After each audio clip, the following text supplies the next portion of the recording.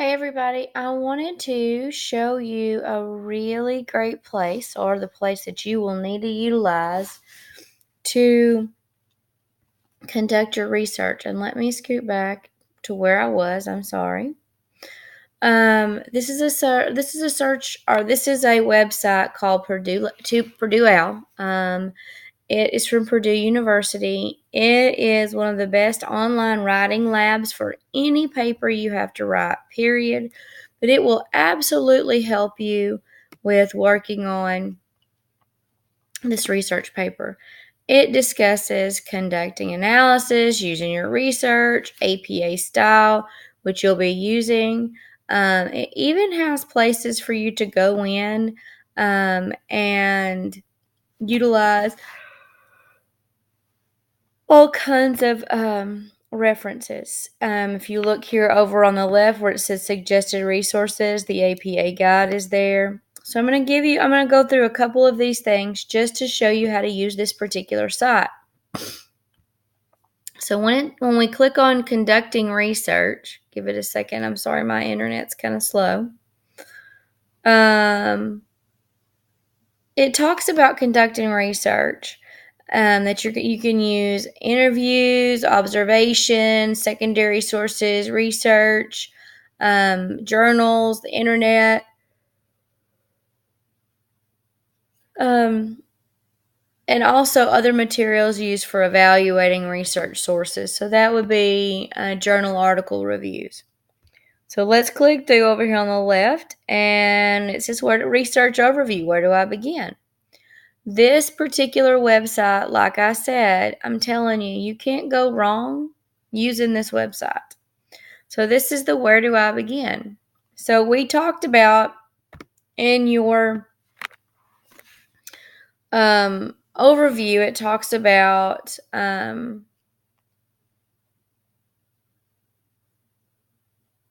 you need 5 scholarly sources plus your book once you narrow down your topic. So when you narrow it down, one of the best places to look for you guys as a high school student is Google Scholar. Google Scholar, you can put in free full text articles and then whatever your topic is. If you are researching mental health facility, mental health improvement in mental health facilities over time, you would put full free text articles, history of mental health treatment in facilities. You could, if you are doing Bandera's theory, full text articles on Albert Bandera. Those are things you would put into that Google Scholar information, because you're looking for facts on them and research studies and analysis. So it helps you where you can look. It gives you some examples of reliable sources. And then, how much information do you need? You know how much information you need. So when we look at online versus print, that's going to discuss journal articles online, or ones that are actually bound and printed. That would be like the New England Journal of Medicine. That is an actual printed source. So there's a different way you would do that. If you use a PDF, which you guys are using a PDF from the book that you're reading, so you're gonna cite that as a PDF. Books, textbooks, newspapers, scholarly journals, those are normal publications that you would use, but some of them are actually in print. Excuse me, guys. Some of them are a hard copy, and some of them are online. So you're going to have to separate them into, as we do your index cards, and that will be one of the next videos I give you guys along with this, is how to create that index card. What does it look like? How would you get that information? So I'm going to work with you guys on that from the overhead to give you a good idea on how that's going to work. And then it talks about primary research, how to conduct primary research, evaluating source information, searching online. I just can't tell you how important this particular information is. Now we're going to click over to APA style. So we're going to click on formatting and APA style. If we click on general formatting, now see there's tons of information, and if you look, it tells you if you click on each one of these. We're not doing footnotes and endnotes, but we're going to do in-text citations. We're going to use the general format. We're going to do, if we look here at types of APA paper, I'm just telling you, this particular site tells you how to do everything to reference back to. I'm not going to hold your hand. I'm not going to spoon feed you and say, this is what you do for this. This is what, I'm not going to tell you how to cite every source. I'm giving you the tool that tells you how to do it. So the first thing, let's look at general format, okay? Like I said, I apologize. My internet's slow today.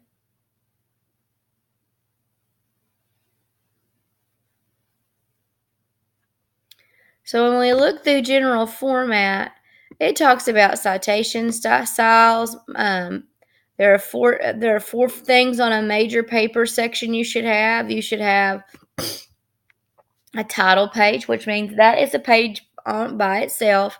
The title page should be centered. It should have the author's name, which is you, the institution you're affiliated with. It should have my name on it. So it's going to have a running header also. A running header, and let me click over into a Google Doc, a new Google Doc.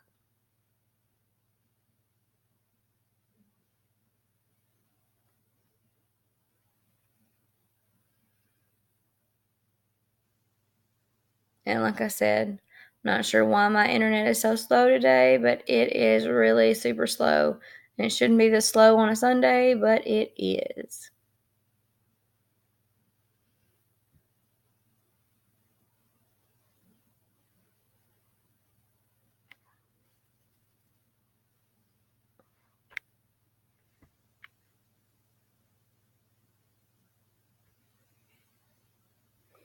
So you're going to center it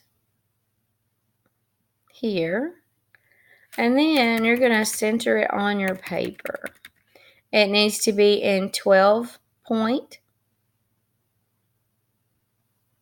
It needs to be double spaced. And you're going to do it in the center of the page. So I'm going to put my name. I'm going to put the title of my paper as a history, or no, the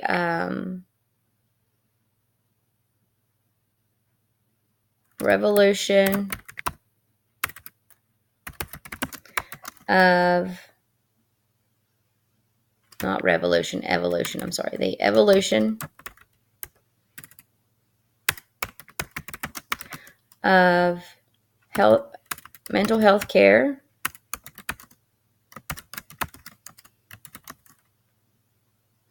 in inpatient institutions.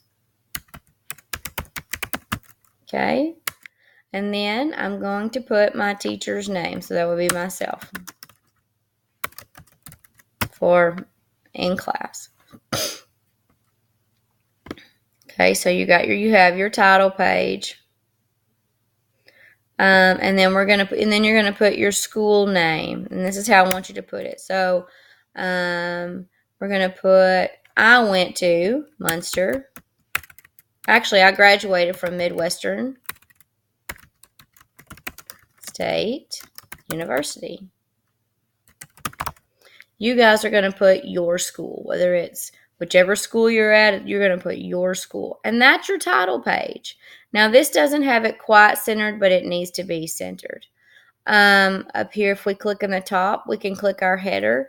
And so I'm going to have, and I'm sorry, let me click that real quick. Oops. Let me click in my header, and I'm gonna make myself a running header. So it's a shortened header. So I'm going to put mental health care across the ages. And that can be my running title. If I click over here on options, I just want to make sure that I don't have to worry about it. My header or footer are okay. Now I want to go to insert page numbers. I want page numbers, and I want them in the top corner starting with the first page. So I'm actually, and I don't want it in the footer, I want it in the header. So I'm going to click here, although I need to go over and I need to I need to right align this. And I'm going to put insert my page. Or let me go back. Hang on. And now I want to insert my page number. I had it in the middle. Let me go to insert page number and the page number. Oops. Page number. That really needs to be highlighted. And I'm going to left adjust. And this is okay. I'm okay if your header is on the left side. So you're going to left adjust. And then now you have your header. Or if you choose to, you can actually center it. That's okay too. As long as I know that there is space. And I just tab to make it that way. So those are the 3 different ways you can do your header. My header will go to each page. Now here, I'm done with this page.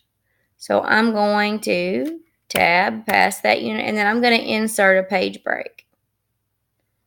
So right here, I'm going to insert a page break. And now I'm going to my second page. If you look, my running header is there and my page number is there. And then I can move on with my general format. Okay, we are not doing an abstract. You do not have to do an abstract on this paper. So we're going to click on see a sample paper, okay?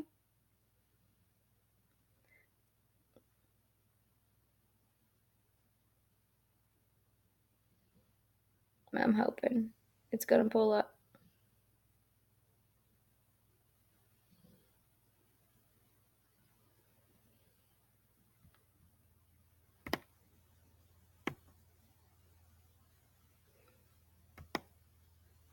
Now, there is more than one type of APA paper. And like I said, I apologize. This is taking forever to load. But then you're going to here. Let me go back over here. Then you're going to start your paper. You're not doing an abstract, but you will start your paper. So maybe I'm reading the book Breaking the Chains from the early 1800s, from the mid 1800s. Let me do from the mid 1800s. Mental health patients are seen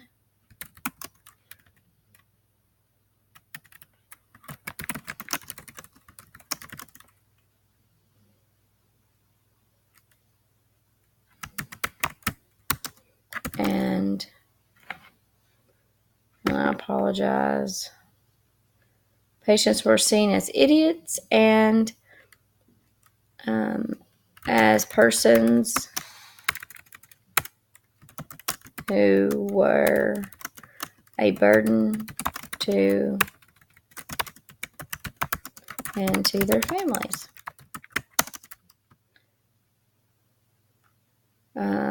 According to Breaking the Chains,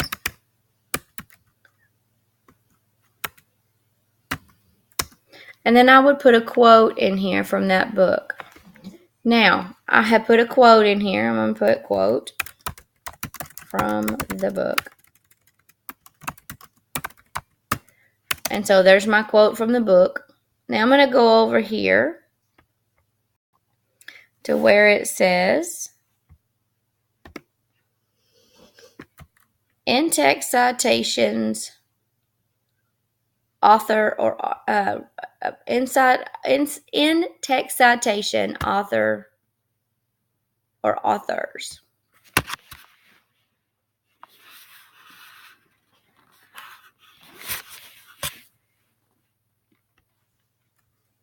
Okay.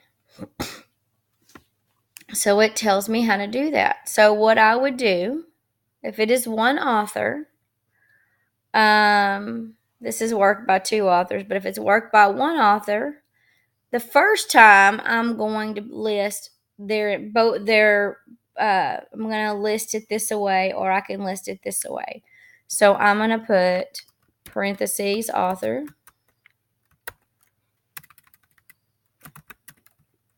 comma, space, and the year it was written. And I'm going to just use this year's date because we're just doing it as an example. And then I would continue on my paper. So for every quote that you do, that you utilize in your paper, you must list the author. Now over here, if we don't have, say we don't have the author's name, say we have a electronic source.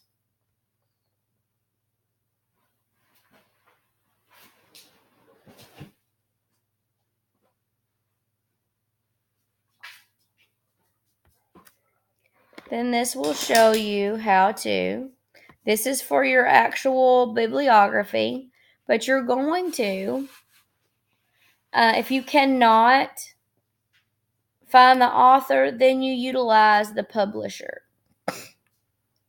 So you're going to tell me where it was, you're going to tell me who the publisher is, and then the date of publication. So if it's published by the New England Journal of Medicine, then you're going to put New England Journal of Medicine and the date of the publication. On reference articles, let me show you one more thing. Okay, let's go to Google Scholar, and I will show you what I mean by if you can't find the author. And I can't spell or type today. We're going to go to Google Scholar. We click on Google Scholar.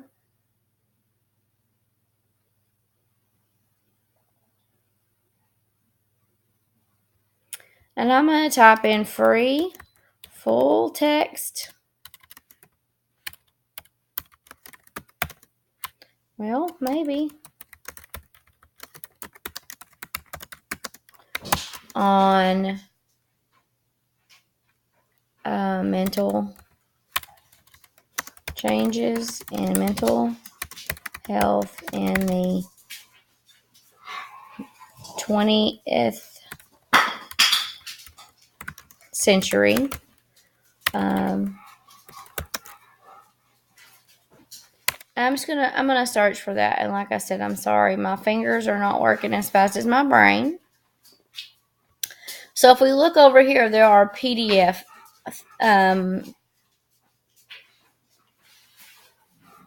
there are PDF versions.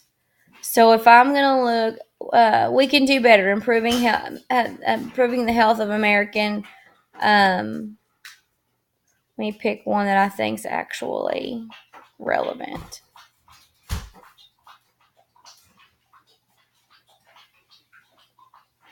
Okay, post-traumatic stress disorder and social usefulness of a psychiatric category. So for PTSD. So if I click on this right here where it says HTML, I click on my article.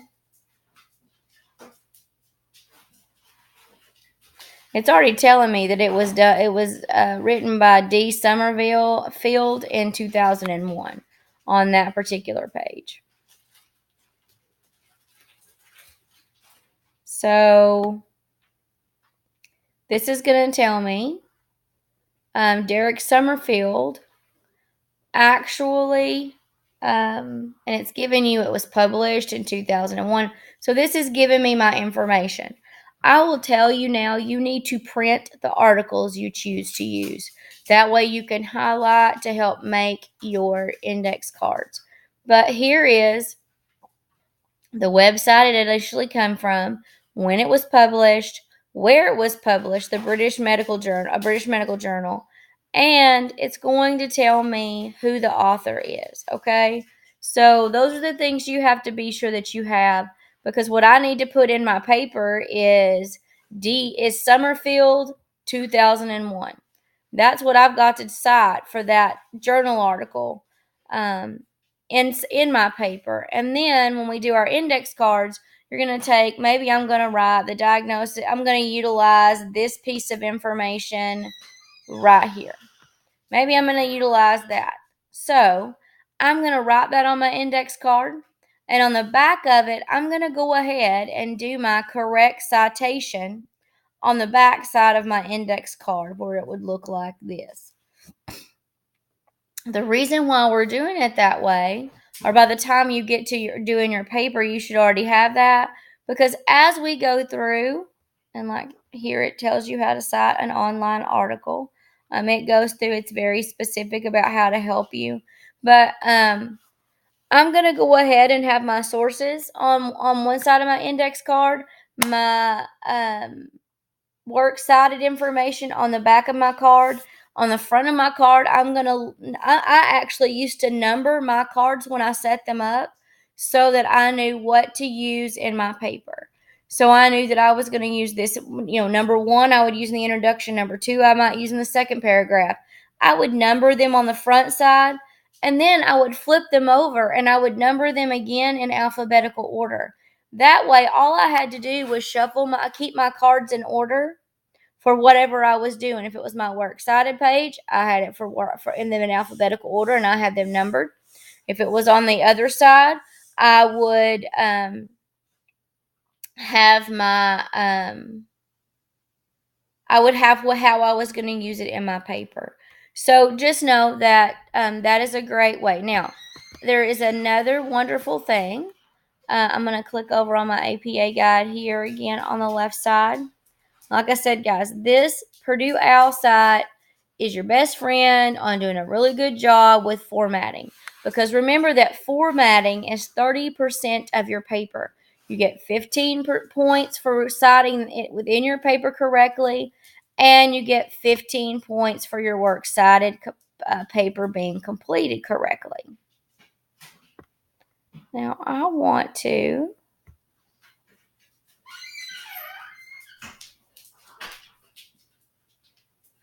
this is the APA overview and online workshop for them. It just gives you some wonderful APA formatting and writing style, APA citation and reference list. This really tells you, this without buying the APA book, it gives you tons of information. There's a slide presentation here on how to use it, the different types of APA papers. So it gives you wonderful. This is a click on section where it will take you to each portion. Now I want to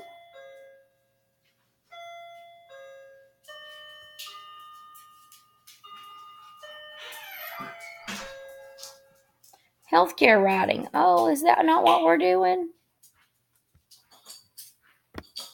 So if we look here, this is for things that you may need later on. And I'm just showing you veterinary medicine, writing as a professional nurse, patient education materials, soap note, that would be for a physician, medical journalism. So there are tons of things that you can utilize on this particular web.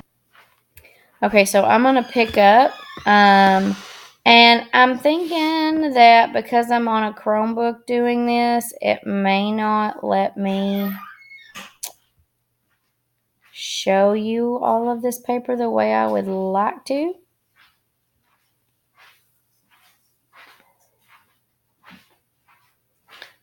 because it is not wanting to download this PDF the way I want it to. So I'm going to stop here just so that I've shown you how to use the Purdue OWL website and kind of given you some ways to start your paper. The next thing we're going to do is I'm going to actually give you an example of on this one, the BJM, the British Medical Journal. You can, if you click on PDF, it will, not on my Chromebook, but it will actually download the paper for you as a PDF form. So just be sure that you are utilizing your materials in this particular video to start with. I'm going to, like I said, I'm going to show you how to give you an example of where it tells you how to actually set the paper up. This one even gives you the author's citation, which is pretty cool. Some of them will do that. Some of them will literally give you the citation. So look and see if you see that when you're doing your research. So that's going to give you an example of how that paper is supposed to look when you set up. I will give you an actual example that tells you how to, how to set your paper up and why things are set up a certain way. How to put in things like how to do a short quote and a long quote, all those kind of things. So be sure that you are utilizing this information. If you're not utilizing it, it's very likely you will not receive all the points for this that you want. And you want to get all the maximum amount of points for this because it counts as so many grades. You want to do your index cards correctly so that it will count. You can get the maximum grade on that test grade. And since this is your semester test grade plus your 6 or 9 weeks grade, you want to work hard on it. You're going to have about 9 class days to work on it, but you're probably going to need to look at all of it. Also, look for this button right here where it says view full text. Because lots of times when it says view full text, it will pull up the entire article for you without charge. That's why we said to type in Google Scholar free full text articles. That way you can see the entire article. All right, guys, if you have questions or concerns about how to write this paper or how to utilize Purdue OWL to get your maximum amount of points, please let me know. Thanks so much. Have a great day.